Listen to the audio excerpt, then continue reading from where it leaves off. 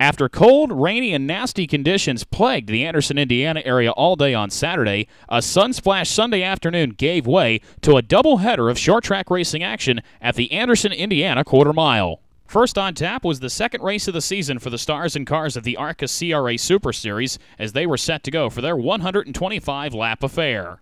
Leading the field to green was 2014 CRA Late Model Sportsman Series champ Greg Van Alst and Cody Coughlin, driver of the Jegs number 1. Problems came on lap number 6 as CRA Late Model Sportsman Series graduate and ARCA CRA Super Series Rookie of the Year Jack Dawsey turned it around in turn number 2. Cody Coughlin in the number 1 would do his best to try to hold off Brett Robinson making his series return in the 15 and Hunter Bays stepping up to the Super Series this year in the 13. But problems would ensue as the 04 car of Matt Hall goes nose first into the outside wall in turn number 1. Hall would continue on, but several laps off the pace. Greg Van Alst did everything he can to try to hold on to the lead, but contact from behind from the number 13 of Hunter Bays spins Van Alst around in turn number 2.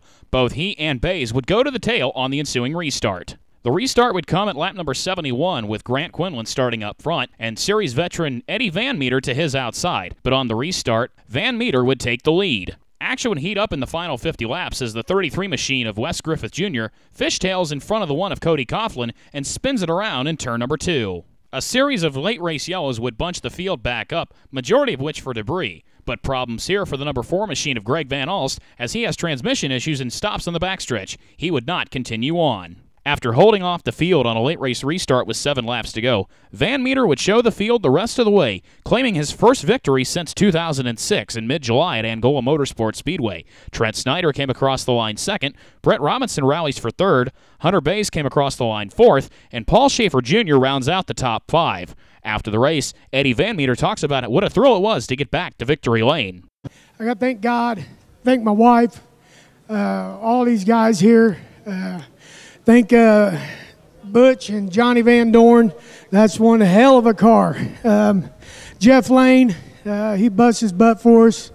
And all these guys, this is awesome.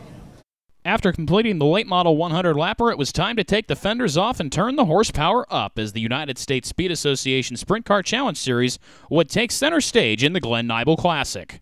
An early yellow would come at lap number 10 as Tony Main loops it around in turn number 2 all by himself and would continue on. Fast qualifier Aaron Pierce would not take any time trying to charge his way up to the front after starting 4th, but contact ensued on lap number 22 while battling with Donnie Adams Jr. for the lead as Adams Jr. would spin it hard into the outside wall. Pierce would continue on in the race lead.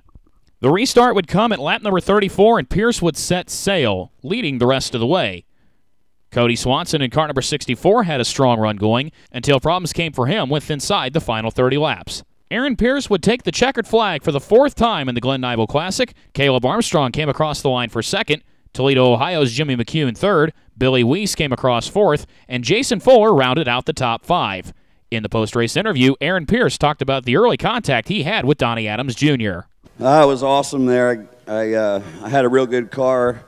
I got underneath Donnie there, and I was halfway up beside him as far as I thought. And he was just trying to do a racing deal. He kind of blocked me a couple times that I got underneath him, and we got together. It was nothing intentional. It was I wasn't sure if he had a spotter or not, but I was down there. So I know he's upset with me, and I apologize for that. It was just a racing deal. With his 4th win in the Glen Nibel Classic, Aaron Pierce looks to be a strong favorite for the Payless Little 500 coming up on Memorial Day weekend.